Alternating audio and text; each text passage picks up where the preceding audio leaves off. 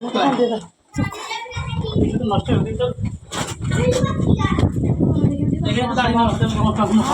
খাবার।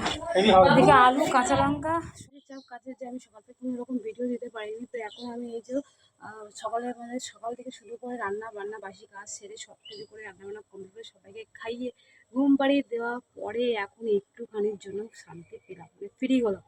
তো জাস্ট দেখো আমার এখন সবে খাওয়া এখন নয় প্রায় 8 ঘন্টা। দেখো বন্ধুরা রেডি হয়ে গেছি আর রেডি হয়ে পার হয়ে গেছি প্রায় রাস্তায়। এখন হেঁটে হেঁটেই যাচ্ছি, কারণ এদিকে যা দেখতে পাচ্ছি আমার শাশুড়ি মা আছে, কারণ উনি হেঁটে যাওয়াটাই পছন্দ করে।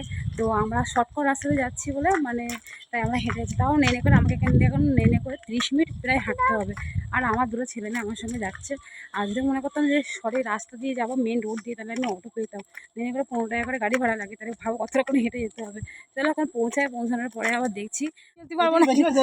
এই দেখুন আমি পারবে থাক, এটা আমি আমার জায়গা তাই দুজনের মতো। তো এইদিকে চলে এসেছি কমপ্লিটলি। আর এই ছাদের উপরে এত সুন্দর হাওয়া দিচ্ছে কি বলবো। আর কালকের জন্য অনুষ্ঠানের জন্য সব এই দেখো আয়োজন হয়ে গেছে। এই যে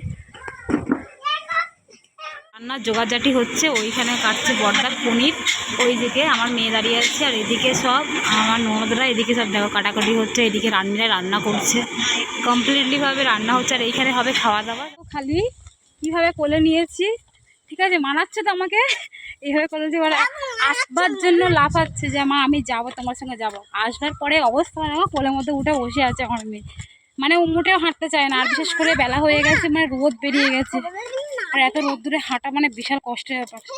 আর সত্যি বলতে গেলে এখান থেকে অটো গেলে তো গাড়ি করে যাওয়া যায়, অটোও নেই এদিকে। মানে অটো নেই বলতে গেলে মেন রোড হয়ে ঘুরে ডবল অটো চেঞ্জ করে যেতে হবে, মানে সেটা নেই করে 1 ঘন্টা লেগে যাবে, তারও বেশি, কম নয়। আর এমনি অলরেডি লেট হয়ে গেছি, তাহলে অবস্থাও দেখো।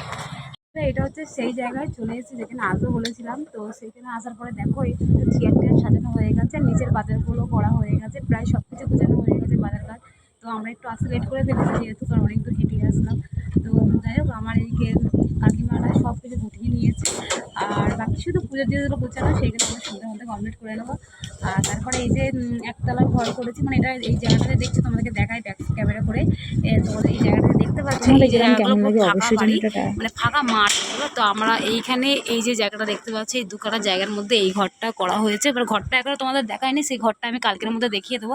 বা ছাদটা খালি দেখো, রাউন্ডটা খালি দেখে বুঝতে পারছো। বাট কিন্তু হ্যাঁ, কিন্তু এই যে ঘরটা আমাদের করা হয়েছে, এইখানে বসে থাকলে মানে এই যে ছাদের ওপরে এই জায়গাটা বসে থাকলে মনে হবে যেন আমরা এমন একটা যে স্বর্গ আছে। মানে এত সুন্দর জায়গা, এই জায়গাটা বসে বসে এত ভালো লাগবে তোমাদের কি বলবো, মানে বলে বোঝানো যাবে না। মনে হবে স্বর্গ পেয়ে গেছে, মানে এত সুন্দর হাওয়া আর এত শান্তি ভাব, মনে হবে যেন